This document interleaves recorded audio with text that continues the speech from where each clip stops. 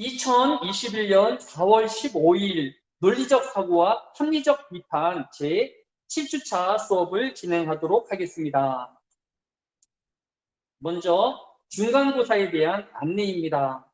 학점 부여를 위한 중간고사는 수업 계획서에 따라서 8주차인 다음 시간에 시행하도록 하겠습니다.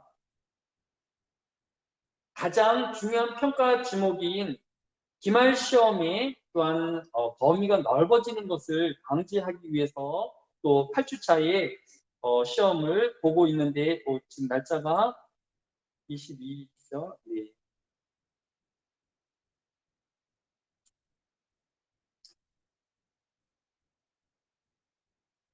(8주차에) 시험을 봄으로써 기말고사의 범위를 좀 줄이는 그런 역할도 하고 있는 것을 볼 수 있습니다. 자세한 시험에 대한 안내는 사이버 캠퍼스 토론실 제7주차 수업 안내에 기록되어 있습니다. 우리 함께 시험 안내에 대해서 살펴보도록 하겠습니다.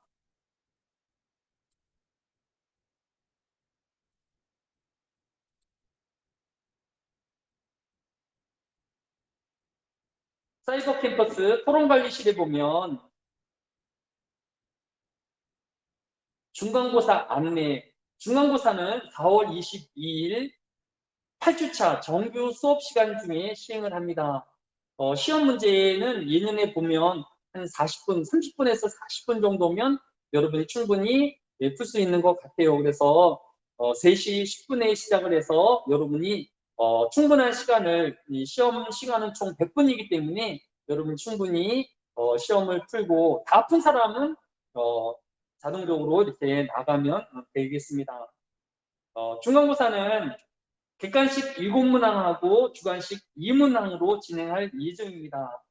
객관식 7문항 중에서 5문항은 학생 출제 문항으로 2문항은 교재 출제 문항으로 구성을 할 예정입니다.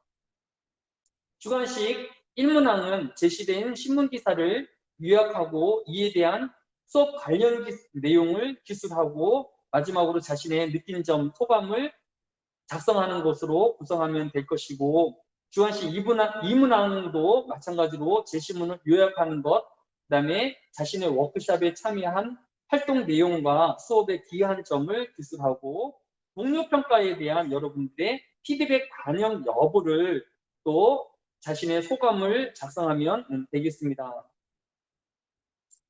오늘 7주차 워크숍이 바로 8주차 시험을 보게 되어질 객관식 문제의 5문항을 여러분들이 출제하는 것을 오늘 워크숍으로 할 예정입니다. 그래서 이 워크숍에 사용되어질 자료들을 위해서 제가 강의본의 PPT 화면을 각 주차에 다 달아놓았습니다. 여러분들이 PPT 화면과 또 제가 간간히 올려놓은 우리 수업 안내에 담겨있는 우리 또 강의안을 참고하여서 여러분들이 한 문제씩 출제를 하면 됩니다.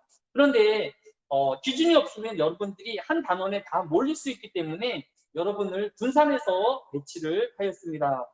그 배치하는 방법은 6주차 워크숍을 기준으로 하였습니다. 그래서 6주차 워크숍에 참여하는 게시물에 따라서 여러분을 이 강의차, 또 3주차 강의, 4주차 강의, 5주차 강의, 6주차 강의, 7주차 강의, 이번 시간이죠. 이렇게 6그룹으로 나누었습니다.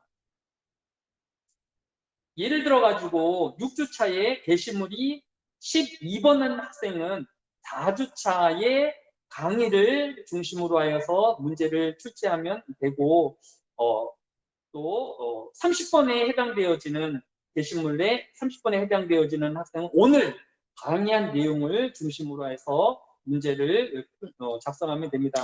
예를 들어 가지고 지금 지난주 6주차에 워크숍한 내용을 보게 되어지면 쭉 가서 30번에 해당되어지는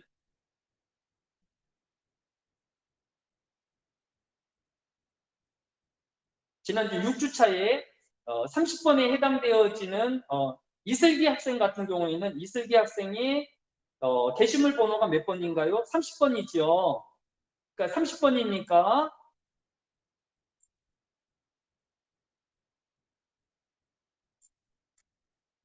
이슬기 학생은 여기 해당되어지면 여기 게시물이 30번에 해당되어지기 때문에 7주차 강의 내용을 가지고 문제를 출제하면 됩니다. 이런 식으로 자신이 맡으면 되고, 그러면 이제 30번까지밖에 없으면 이제 30번 이후에 해당되어지는 31번이나 또 40번이나 또 지난주 워크숍에 이런저런 사정으로 참여하지 못한 학생도 있을 거예요. 그런 학생들은 자유롭게 자신이 원하는 뭐 2주차 강의, 3주차 강의, 자기가 원하는 그 주차에 가서 자기가 문제를 작성하면 됩니다. 왜 이렇게 나눠 놓냐면 여러분이 한 주차에 몰리지 않도록 이렇게 교통정리를 해 놓은 것입니다.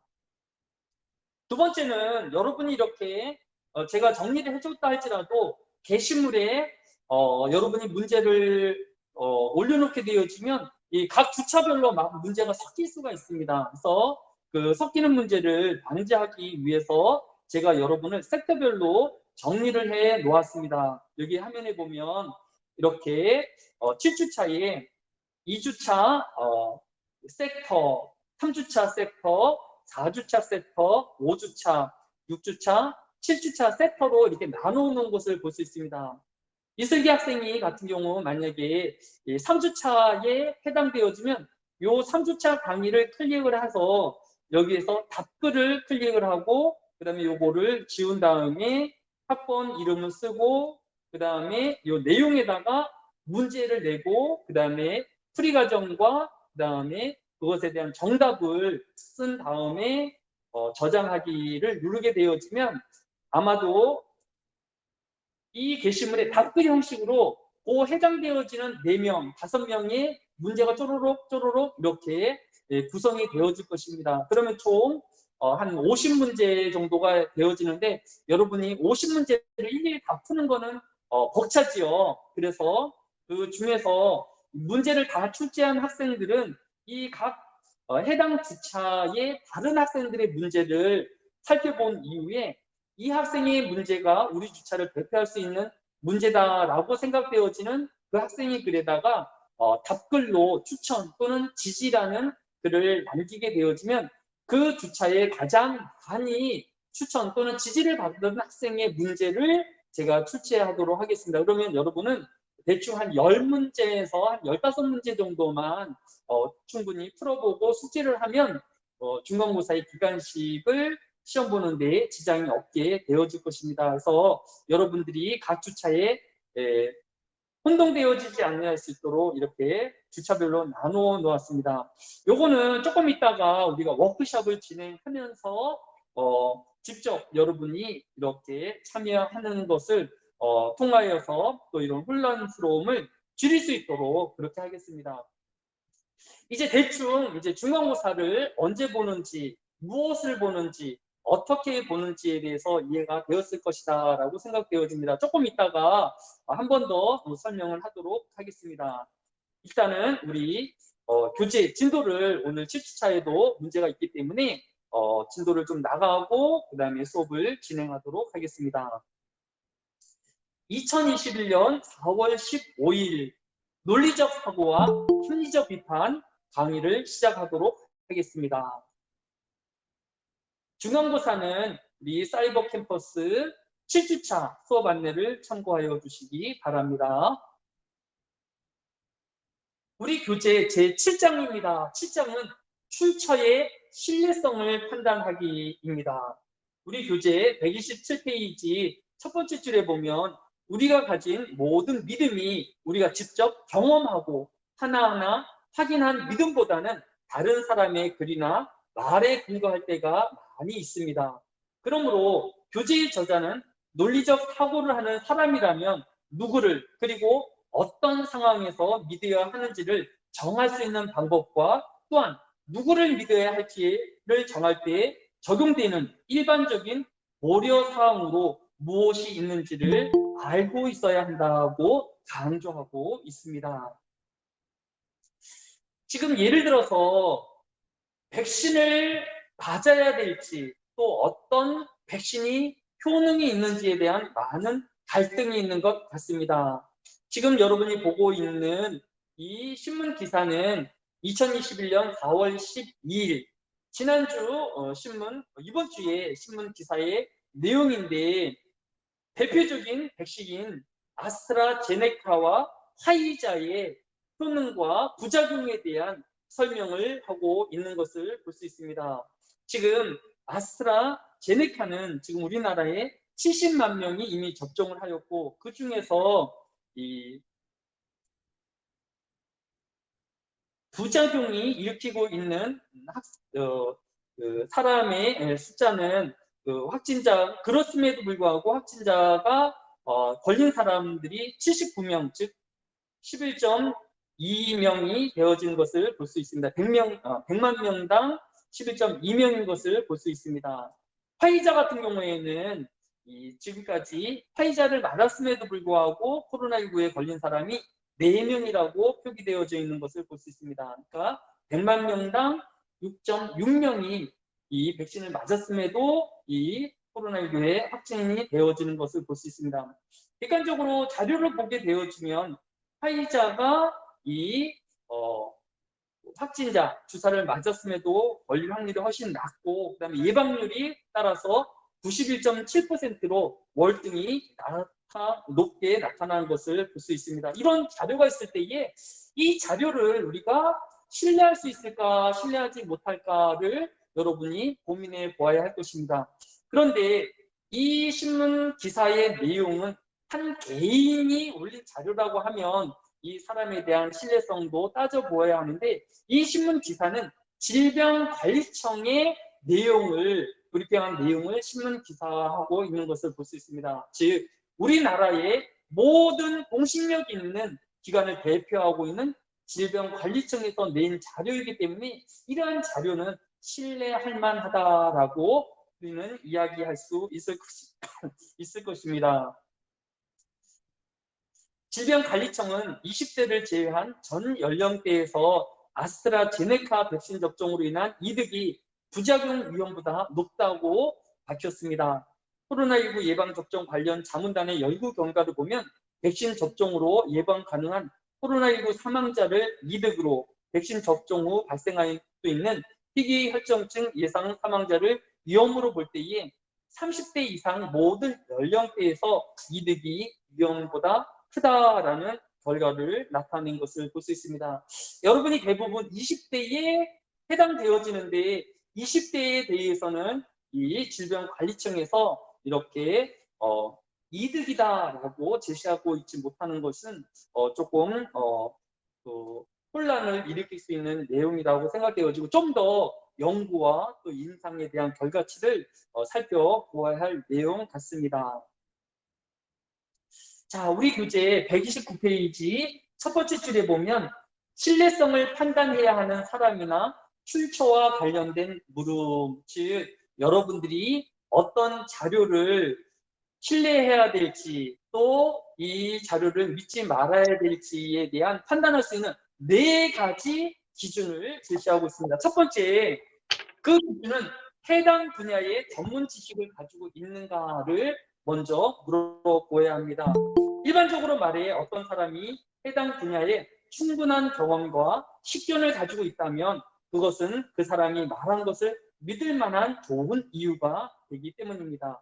물론 그 사람이 말한 것이 반드시 맞다는 보장이 없지만 그 사람의 말과 또 그 사람의 주장을 신뢰할 만하다라고 표현할 수는 있는 것입니다. 예를 들어서 법정에서 부검을 담당하는 의사가 증거를 제시하게 되어지면 이 증거에 대해서 판사도 또 검사도 변호사도 큰 이의가 없으면 그것을 정당한 것으로 받아들이고 있기 때문입니다. 왜냐하면 그 의사는 이 부검에 대한 전문가이기 때문입니다.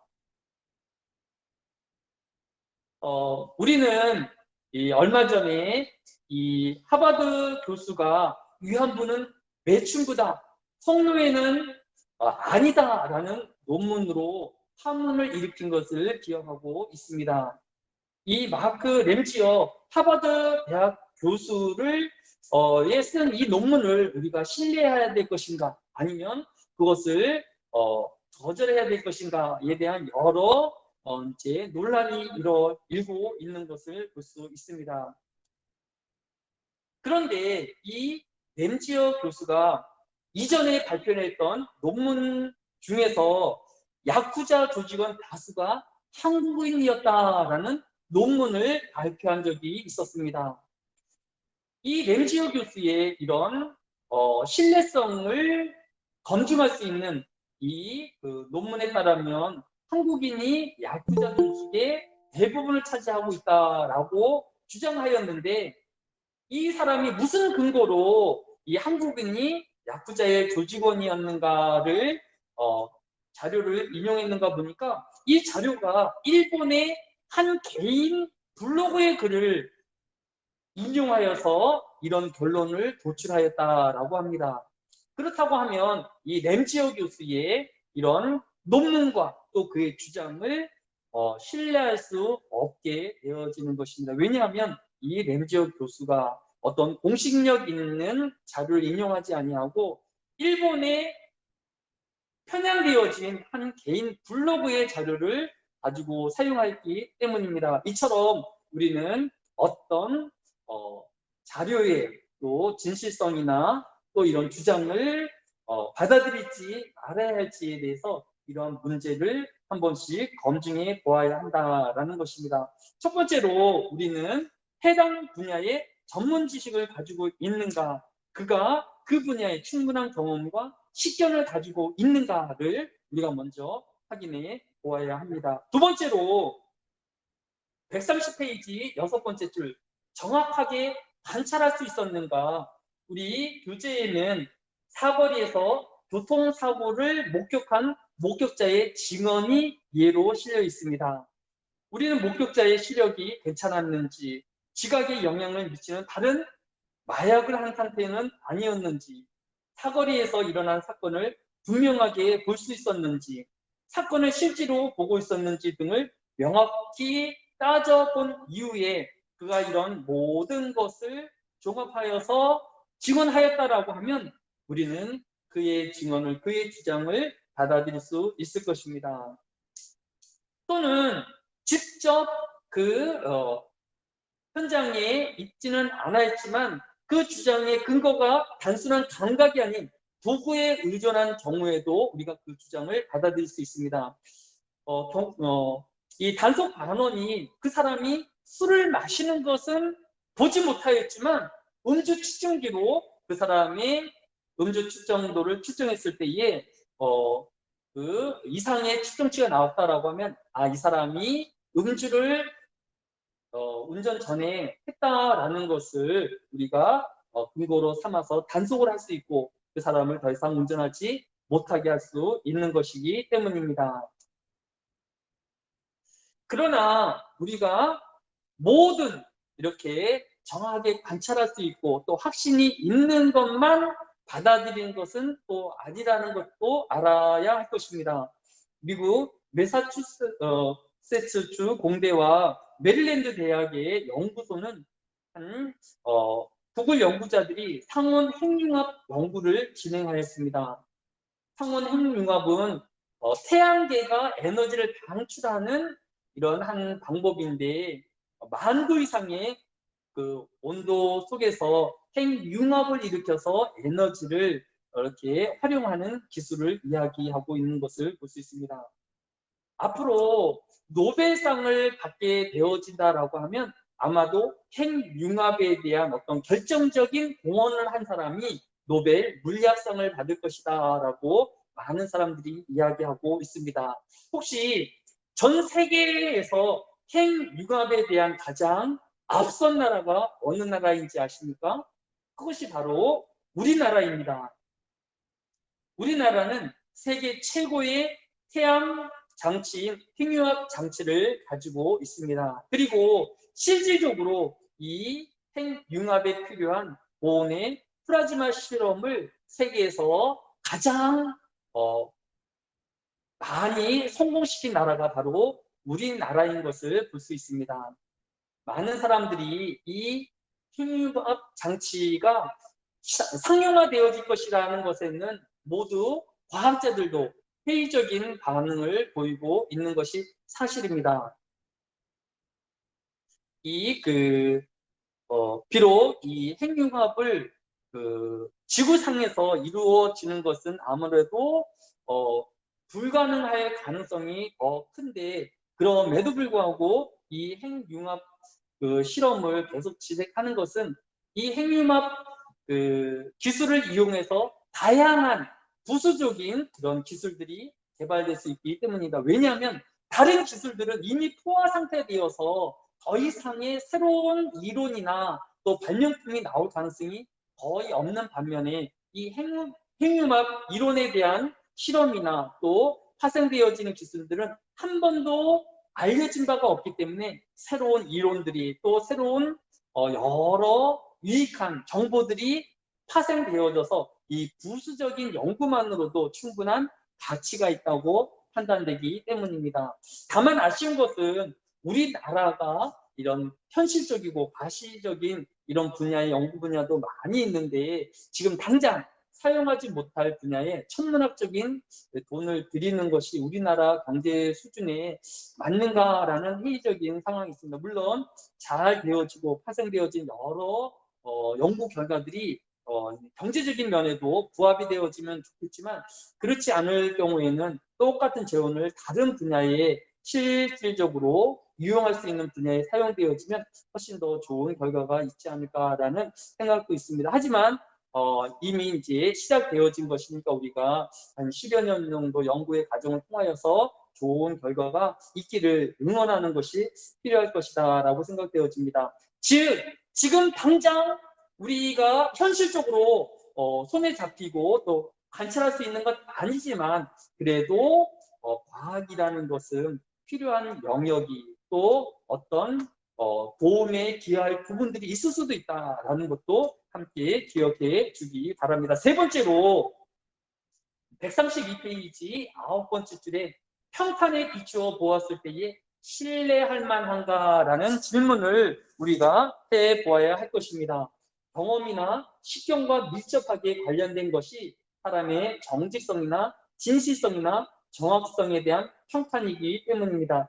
예를 들어서 똑같은 뉴스라고 할지라도 BBS 방송에서 나온 뉴스인지 아니면 지역 뉴스인지에 따라서 우리가 그 방송에 대한 신뢰가 달라지는 것을 볼 수 있습니다. 왜냐하면 BBC 방송은 오랜 역사와 또 지금의 명성을 어울리는 그러한 보도를 해왔기 때문에 BBC 방송의 뉴스를 좀 더 신뢰할 만하기 때문입니다.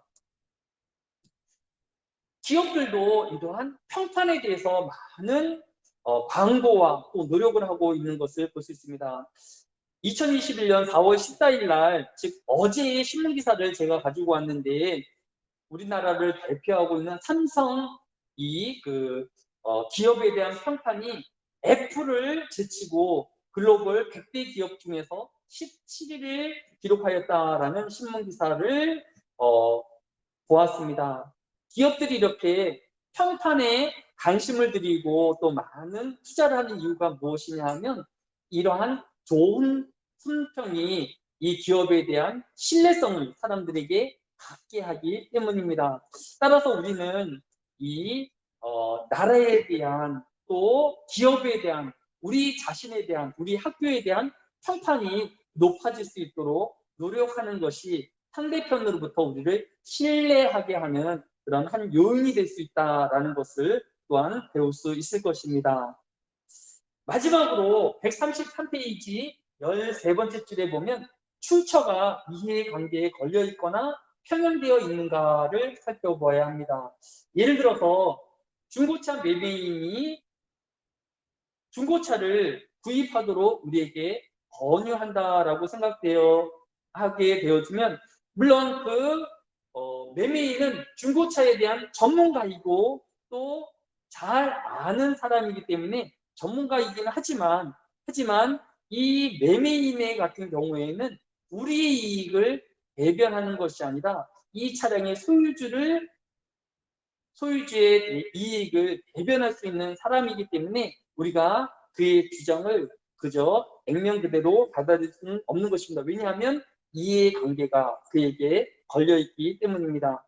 따라서 때로는 사람은 명확하고 가감없는 진실보다 다른 것을 말함으로써 무엇인가를 얻거나 이룰 수 있는 이해관계자가 되어진다라는 것을 우리가 염두에 두어야 할 것입니다. 이러한 이유로 4월 10일 날에는 소주병에 연예인들을 또 인기인들을 사용하지 못하도록 하는 법이 벌써 시행되고 있는 것을 볼 수 있습니다. 왜냐하면 청소년들이 술은 나쁜 것을 알지만 술에 이런 자신이 좋아하는 연예인인 아이유나 또 제니 등이 이 술 광고를 하게 되어지면 그 연예인을 흠모하여서 좋아하여서 그 술을 또 몸에 유해한 것들을 가까이 할 수 있기 때문에 그러한 것들을 막기 위해서 이 청소년들에게 유해한 광고에 이런 유명인들의 광고를 제한하는 법이 실천되어지고 있는 것을 볼 수 있습니다. 이처럼 이 연예인